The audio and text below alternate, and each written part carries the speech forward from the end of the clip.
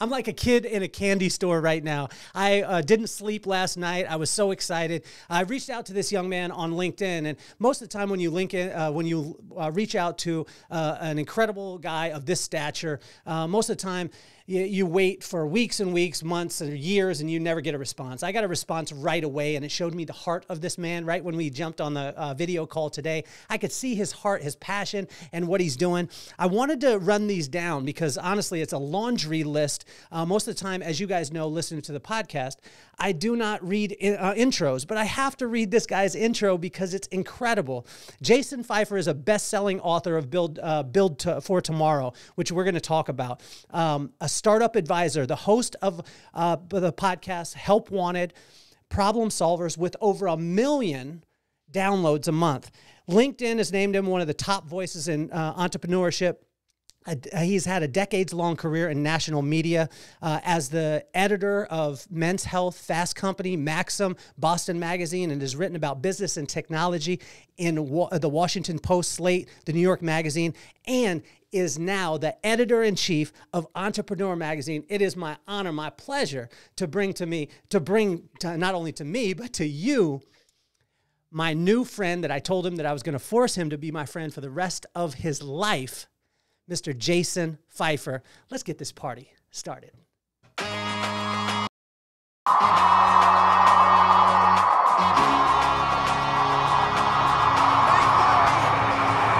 Nothing more on my mind. I got to shine, so every day I grind. Work in the morning, work in the evening. We's achieving, cause we believing. It's for certain, we put the work in.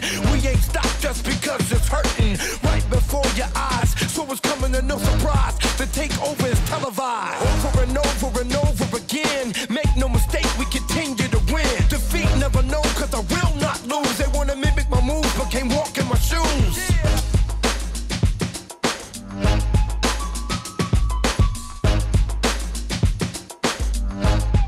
The man, the myth, the legend, Jason Feifer. Thank you so much for being on the show today, man. It is my honor and my pleasure. Oh, man. What's up, Kelly? That was such a nice intro. I really appreciate it. Hey, and for all those out there listening and watching, and Jason, I could tell you this from my heart. I don't ever read intros, but the intro, I have too many details. Hey, no, I mean, it's incredible. I would wear a shirt. Actually, your jacket should have all those printed out on it and a superhero cape that's flying in the wind. I want to jump right in because I know our time is limited today, and I want to help me to understand this build for tomorrow. There was 4 things that I connected with right off the bat, and it hit me hard as I was looking through it. Is panic, adaptation, the new normal, and wouldn't go back. Can you break those down for me? Yeah, sure. Well, that's the premise of the book. So I have this book. It's called Build for Tomorrow, an action plan for embracing change, adapting fast, and future-proofing your career. Basically, it's the book for when you're going through a big change in your work, although I've had a lot of people tell me that it helped them in their personal life too. And the foundational observation of it is that everybody goes through change in the exact same 4 phases. You panic, which is totally natural, right? We all panic, and we should, because our brains, decades of psychological research have confirmed, our brains are programmed for what's called loss aversion theory, which is to say that we protect against loss far more than we seek gain. So when something new happens in our lives, we equate it with loss. Then we start to say, well, I want to know what's going to happen next. So if I'm losing this thing, then I'm going to lose some other thing, and then I'm going to lose some other thing. We start to extrapolate that loss. It starts to feel like everything around us is disappearing. That's panic. Can't stay in panic forever. Eventually, we start adapting. We look around. We say, what new big things do I have to work with? We start to build a new normal, a new foundation, new circumference and familiarities. And eventually we get to wouldn't go back, that moment where we say, I have something so new and valuable that I wouldn't want to go back to a time before I had it. And here's the thing. If you know that all 4 of these phases are going to happen, if you know that this is the path, it doesn't matter how many times you've been through it, doesn't matter how experienced or inexperienced you are, then you have a choice to make. And that choice is, how fast or slow do you want to move towards wouldn't go back? How much time do you want to spend panicking? How much time do you want to spend looking around and saying, I don't know what to do? Or do we just say, I know there's something good waiting on the other side. Let's move towards it. So, Jason, you and Nicole were talking about something on the podcast that hit me, hit me in my chest. And you guys were talking about when people reach out to you and say, "Can I pick your brain? Can I buy you coffee?" And it was like you guys were talking about it like you just almost don't respond to that. You had a very unique way to be able to do it, but it's interesting to me because this is how we met. So what is the difference between you connecting and you not connecting from those messages? Oh man, that's a good question. It almost makes me want to pull up whatever you had sent me initially, so I can tell you how. I've got it here. I've got it here. You do? Yes, I do. Great. Tell me. I mean, for context, there. So what you're talking about is that. So my podcast, Help Wanted, where I talk through really tricky work problems and challenging work experiences with my co-host Nicole Lappin, and we and everybody, like sure Kelly, you get it too, like. You hear from everybody and everybody wants some of your time. And I actually feel like that if people don't value your time, then they won't treat your time as valuable. And so if you are in a position of giving your time away all the time, then people won't actually treat that time all that seriously. And I used to, and I would love to give as much time as I can to people. I love connecting with people, but as my life has become busier and busier, I've had to draw these lines. And one of the ways that I've done that is by recognizing that actually putting up some barriers to entry for my time, or understanding how I attach my time to specific value. Number one, honors me and the time that I have, because I don't have any more time in the world than anybody else, right? And so we all have the same 24 hours. And also, when I do that, when I increase the barrier, it forces people to think more deeply about if this time is really worth it to them, and therefore what kind of value exchange is necessary. So with that, what did you send me? So I learned this from my partner now, Greg Reed, who is he started Secret Knock, and we have the #1 networking conference in the world that you can't go to unless you are invited, right? And so we sat down one time and he said, 3 things will get you anywhere you want to go. Number 1 is ask very, very, very specific questions. Put like a ridiculous time frame on it, like 3 minutes and 22 seconds. And then actually be willing to do the things that the person told you to do and report back to them. And so here was my message to you. Jason, ever since I can remember, I have been a consumer of your magazine, Entrepreneur Magazine. While most kids my age were consuming Sports Illustrated, Us Weekly, I was reading Entrepreneur Magazine. I would be honored to have you as a guest on my podcast. Our show is ranked in the top 1% globally and features legends like you. I look forward to hearing from you. That was on August 29th, 2:58 p.m. By August 30th at 1:31 p.m., you responded. Yeah, I did. And I'm looking at it now and I can remember what happened. Okay, so this is great. This is like a really great lesson in how to reach out to people. And I think that most people misunderstand what it means to reach out to somebody and to do it cold. And I understand that not everyone is well connected. And depending on what scope you want to look at, nobody's well connected, right? Like I know a bunch of people, but I also don't know a bunch of people, and I'm constantly trying to get in front of people. And so what you want to do is you want to lead with value in whatever way that you can, because the foundational mistake that people make when they are reaching out to somebody else is that they're so focused on what they want that they forget or don't even consider what that other person wants. And you have to know what that other person wants, or you at least have to be able to anticipate it, or you have to be able to offer something that's going to be of some value to them to engage them.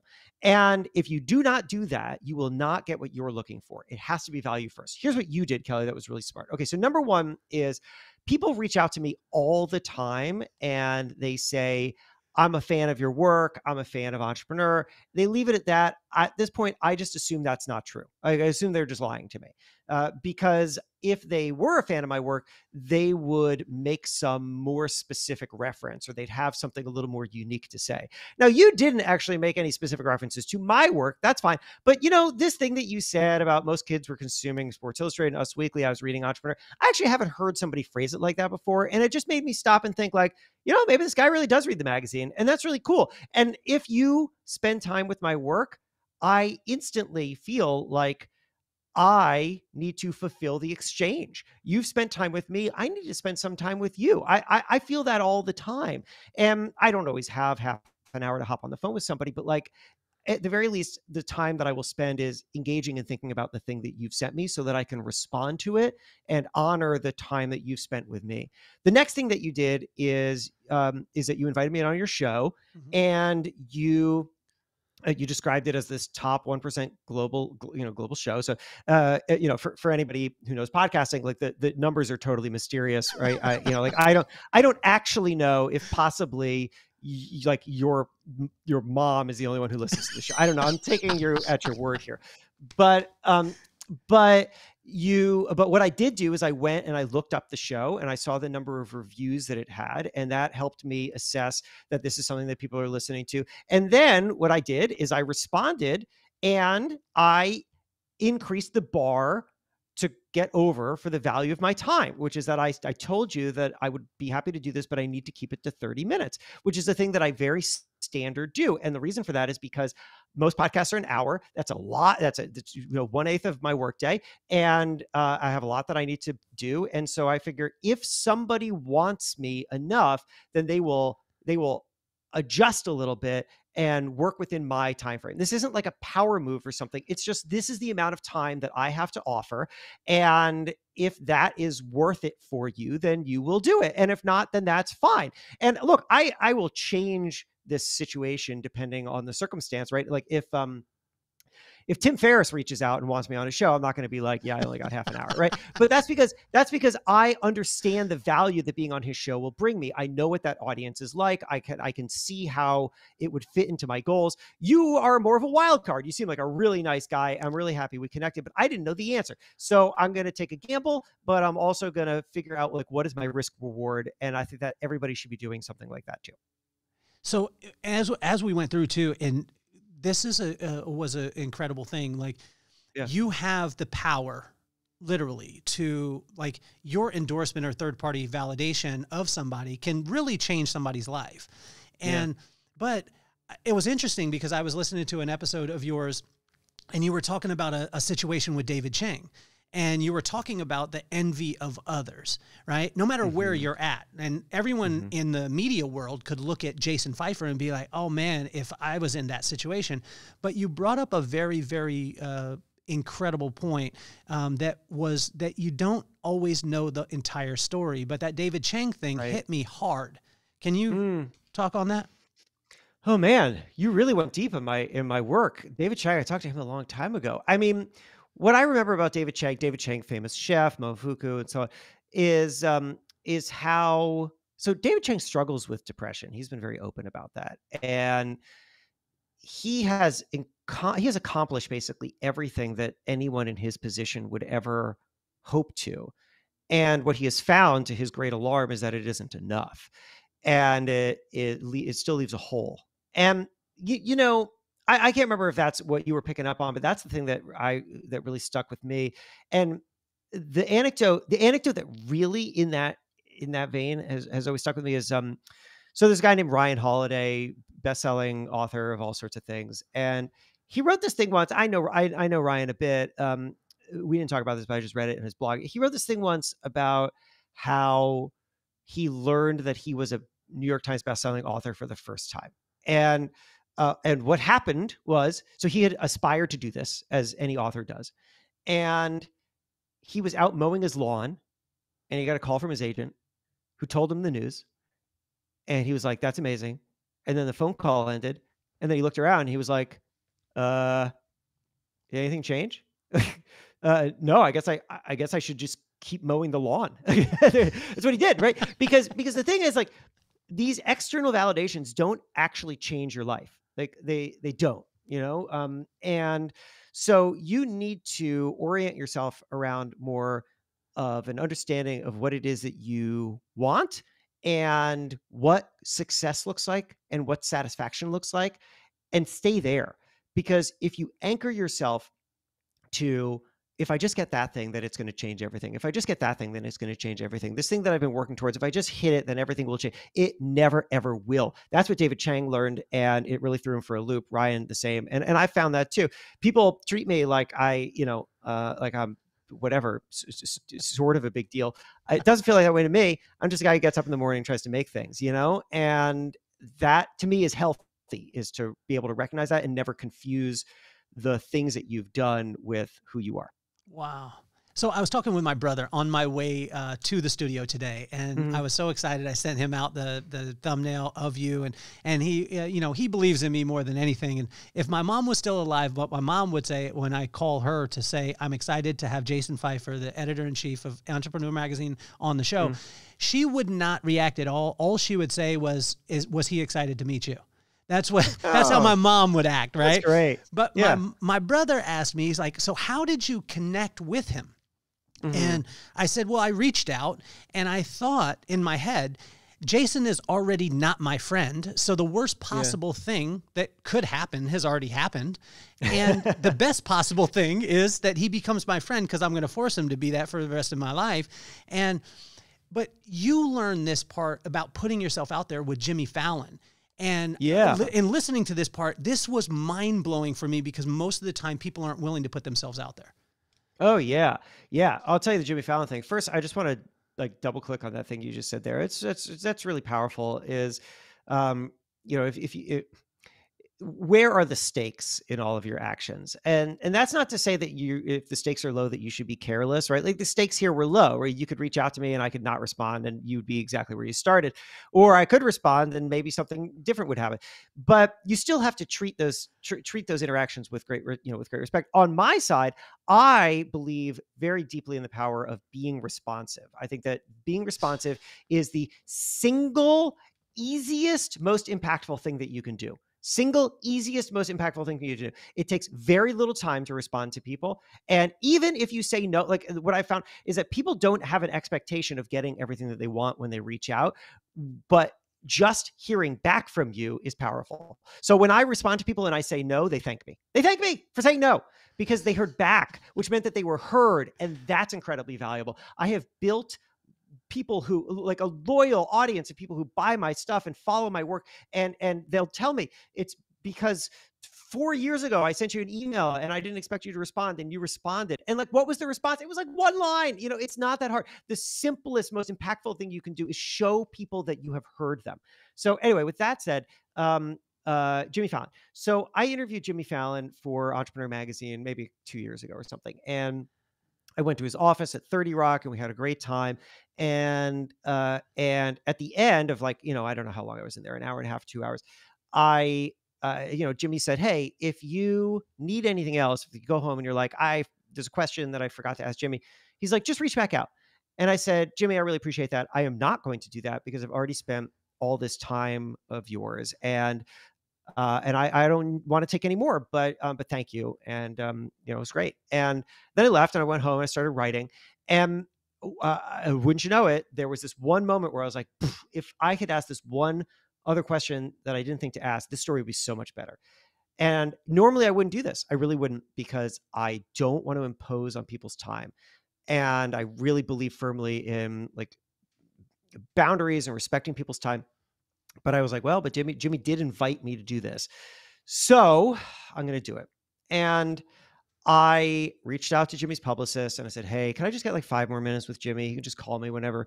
And he said, yeah, let me ask. And a week later, my phone rings and it's Jimmy Fallon. And I say, and Jimmy says to me, he says, it's so funny, because at the end of our conversation, I said, if you had any further questions, feel free to reach out. And Jimmy says to me, he's like, I offer that to everybody who I enjoy talking to, and nobody ever takes me up on it. And you did. And I said, Jimmy, it's funny that you say that, because I feel really bad that I've done this. Like, I hate that I've done this, because I told you I wouldn't, and you gave me a lot of your time already. And I want to respect that you're a busy guy, and I don't want to take any more of your time. And he's like, no, I'm really happy you did this because this shows me that you want to be thorough. And I love working with people who want to be thorough. You want to like get this right. And you're being really thoughtful about this. And that is why I'm excited to get back on the phone with you. And that interaction has really shifted the way in which I understand things, because we have this idea in our heads about what is good and what is bad, what is appropriate and what is not appropriate. But if we don't test those ideas, then we don't discover that sometimes the things that we are holding ourselves back from because we think that they're bad are actually incredibly good. And in this case, I thought asking Jimmy Fallon for more time was a bad thing because it meant that I was greedy. But to Jimmy Fallon, what it meant was that I was a thorough and thoughtful person. And so he was happy to do it. There are things in your life that you have drawn boundaries around, and those boundaries are actually holding you back instead of pushing you forward. And you need to be testing those. And that was the lesson I learned from Jimmy. I would be remiss if I didn't ask you about some sort of media insight, because I mean, you're the place where you reside, the circles that you roll in is incredible. And you talked about on one of your podcasts, you talked about two things: that you looked at a social media influencer, and you looked at their Instagram, you looked at their social, and it was very confusing. And you talked about two things that could build a brand, and why a person would come to the show. Oh my God. They were. This feels like a quiz. Do you want me to tell you what they were? Tell me what they were. Okay. What did I say? They were predictability and surprise. And when you said those two words, it blew. Can you share this? Because this is mind blowing. Oh yeah, sure. So this is my formula for good media, and it works at scale. Like, this is the formula for Entrepreneur Magazine, but it also works on a micro scale. Like, this is the formula for your Instagram feed or your LinkedIn feed or your podcast, or like whatever it is that you do. If you are in business, if you are in the world in some way, then you should be in some way or another a small media creator. You should be putting things out in the world that capture people and draw them into you. And so here is the formula for good media. I mean, Kelly, you already said it, but let me explain it. So it is that good media is a balance, the right balance of predictability and surprise. So here's what that means. If somebody subscribes to this podcast right now, it is because, Kelly, you have done a good job of setting the expectation of what kind of value people are going to get from this. And they've assessed that, and they've said, yes, that is value that I want in my life. This helps fulfill some particular need that I have, whatever that is, be it it's making me a better person, it's entertaining me, whatever it is. They have some idea of what it is. And you have helped to set that by creating the thing that you've created thoughtfully. And so you need to deliver on that reliably. That is the predictability. People come back to this every time because they expect it to be predictably valuable in the same way. But it also has to be surprising. It has to be surprising because you don't know, in this case, who your next guest is going to be and what you're going to draw out of them and what the experience is going to be like. Now, this sounds obvious, but think about how you could get the balance wrong. What if it's too predictable? What if it's too obvious? What if it's like, ugh, Kelly, I've heard about that 20 times. Like, you stop listening. But also, what if it's too surprising? What if you just veer off course and instead make this a podcast about, I don't know, bodybuilding or something? And people are like, that's a surprise, but it's a bad surprise because I don't want it. I don't want that. That doesn't fit me. You have to understand your audience's needs so much so that you understand what the right balance of predictability and surprise is for them. And if you understand that, then you build an audience. And if you build an audience, then you grow relevancy. And if you grow relevancy, then you can build whatever you want. So, Jason, you've got about a minute and a half, and I started the podcast because of my two kids, Maddox and McKenna. I didn't want them to worship idols. I just wanted to be inspired by icons like you. So what advice would you have for Maddox and McKenna? And if you could use both their names and call yourself Uncle Jason, it would be awesome. Oh, my God.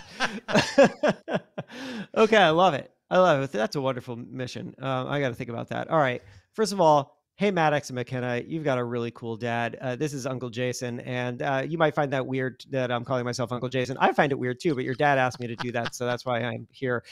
And look, my advice for you is very simple, which is that whatever you want to do not limit yourself to whatever you think the path to that thing is. because the greatest mistake that I've seen people make as they have built their careers and built their lives is that they had such a specific, narrow idea of what they wanted that they turned down all of the other opportunities along the way to getting that thing. But what I have found in my own career is that, in my own life, frankly, is that the things that are most meaningful to me are things that I didn't anticipate, that I didn't look for at the very beginning of the journey, that I picked up along the way. And getting there is not a simple path, and it shouldn't be a straightforward path. It should be a zigzag. It should be, you do this, and then you kind of go over there and you meet that person and they tell you about this thing, and then you try that other thing and you learn something. And because you learned something, it created this new opportunity. And you just zigzag your way through the world, discovering that the things that you had never heard of are actually the things that are going to matter the most. So that is the lesson from Uncle Jason. I am sorry for calling myself Uncle Jason. It's probably weird.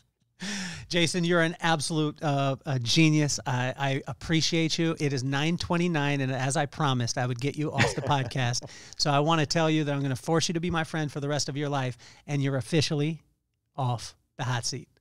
Oh man, this was so great. Thanks, Kelly. You were a gem in every way. You're awesome, man. I look forward to talking to you soon. Thank you. You too.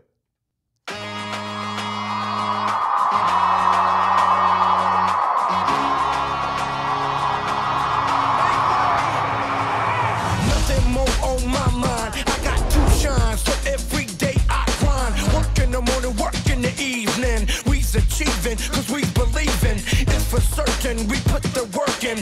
We ain't stopped just because it's hurting right before your eyes. So it's coming to no surprise. The takeover is televised over and over and over again. Make no mistake,